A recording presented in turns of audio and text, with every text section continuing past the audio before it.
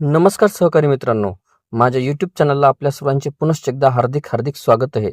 आपण जर सरकारी कर्मचारी किंवा पेन्शनधारक किंवा कुठेही शासकीय सेवेत नोकरीला असा, तर ही खास बातमी मी आपल्यासाठी घेऊन आलेलो आहे.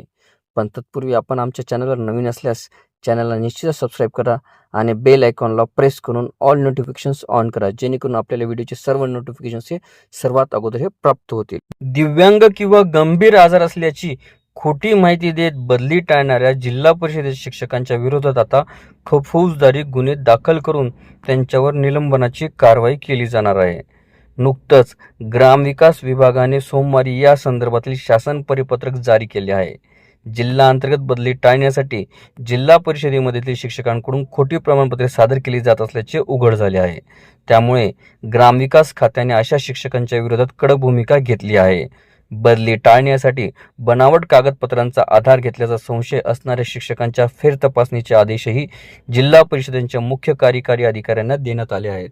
जिल्हा परिषद शिक्षकांच्या जिल्हांतर्गत बदलीच्या धोरणानुसार विशेष संवर्ग शिक्षक भाग 1 मधील शिक्षकांना बदलीतून सूट दिली जाते. विविध आजाराने ग्रस्त शिक्षक, दिव्यांग मुलांचे पालक. व्हिडिओला सविस्तर बघण्यासाठी कृपया डिस्क्रिप्शन बॉक्समध्ये दिलेल्या लिंकवर क्लिक करा आणि संपूर्ण व्हिडिओ पाहावा.